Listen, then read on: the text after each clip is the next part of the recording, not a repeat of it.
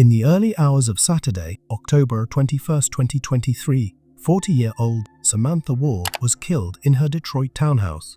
She was found on the walkway outside her home by a neighbor who discovered her while walking his friend's dog. Samantha had crawled outside to seek help, but died from her injuries. The investigation revealed that someone had been near Samantha's home that night. The key question was whether they were the perpetrator or merely a witness. I'm Kevin, and welcome to Just Flat Lounge. Today's case is complex and could show either excellent police work or a failure of the justice system, or maybe both. Let's dive into the details. Samantha lived in Lafayette Park, a residential area with a green space running through it. Her neighbor, Kevin Moll, was outside at about 6 a.m. when he saw a figure on the sidewalk. Unable to get a response from the person, Kevin realized the individual was dead and called emergency services. Later, Kevin's wife, Jessica, learned the deceased was their friend Samantha. Samantha was found to have been stabbed 8 times, mainly in the head and neck. Detectives traced blood from where Samantha was found back to her home, showing the attack likely happened inside. The townhouse was disheveled, with a pool of blood in the hallway and signs of struggle in the kitchen. Despite the chaos, the basement and upper floors seemed undisturbed. Samantha's cell phone was found under the living room sofa, and there were some smudges on it. Forensics found a possible footprint on a pillow and multiple barefoot footprints, which were assumed to be Samantha's. The police considered whether Samantha's death was a robbery, but it seemed unlikely as her valuables were still in plain sight. The brutal nature of the attack suggested it might have been a crime of passion. Samantha's family and friends were devastated by her death. Known for her activism and dedication to social justice, Samantha had volunteered with the Friendship Circle, worked at a rape crisis center, and written for the Michigan Daily.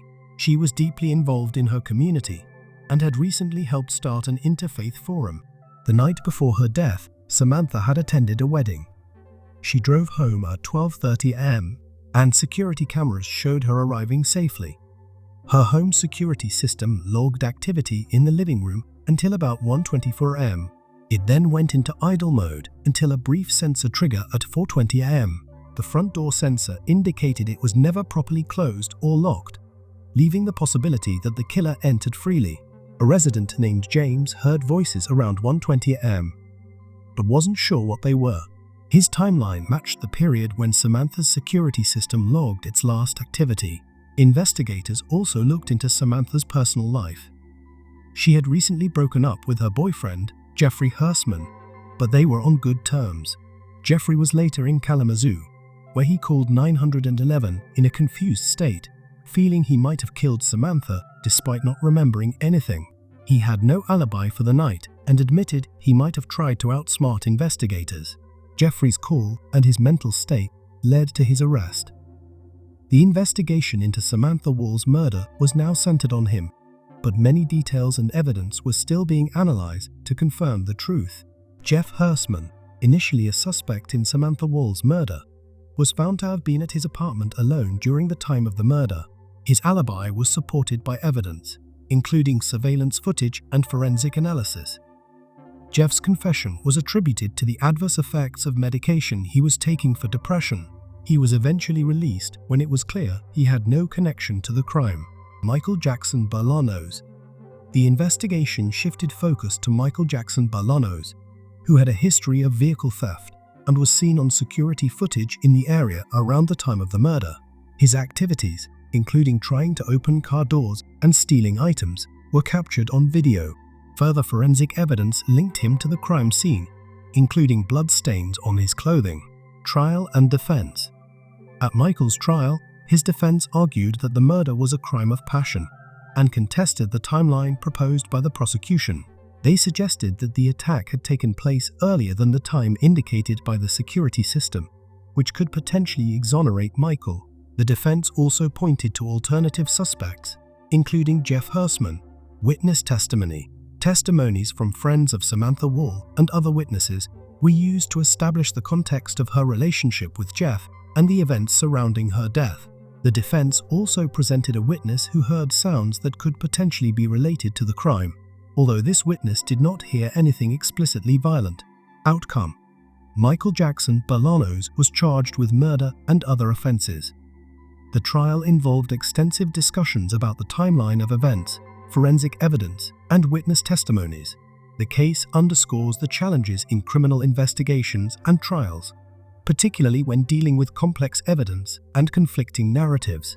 Overall, the investigation and trial illustrate the intricacies of criminal justice, including the importance of forensic evidence, the reliability of witness accounts, and the impact of mental health issues on legal proceedings.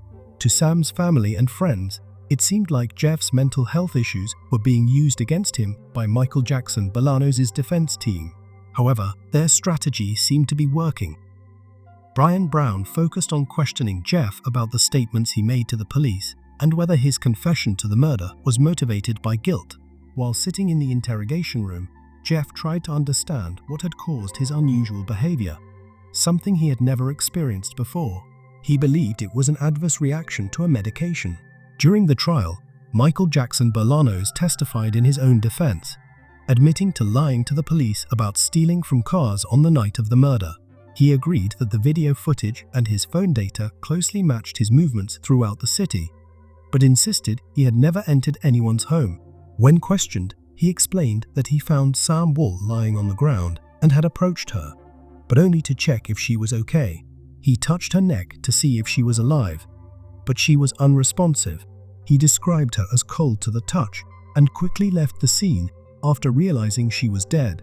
There was no DNA, fingerprints, or other physical evidence placing Michael inside Sam's home.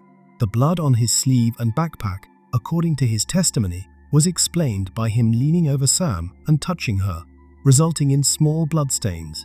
This version of events was different from what he initially told the police.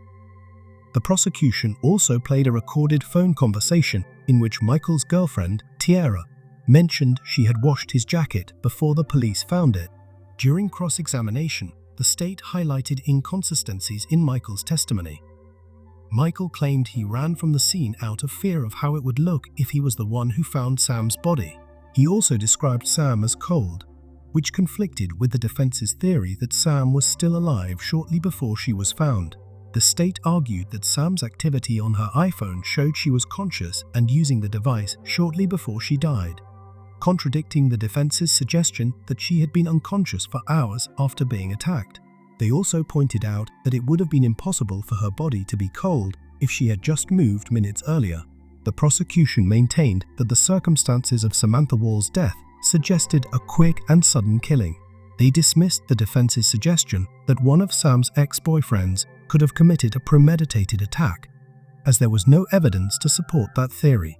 The defense also questioned the reliability of the footprint analysis, which did not match Michael's shoes, and the reasoning behind the slashed tire found at the scene. They argued that the idea Michael practiced stabbing a tire to prepare for a murder was illogical and unsupported by evidence. Despite all the arguments, the jury could not reach a unanimous decision on the more serious charges. Michael Jackson Bolaños was found not guilty of first-degree premeditated murder, but was convicted only of lying to the police. The jury was deadlocked on the charges of felony murder and home invasion, leaving those charges unresolved.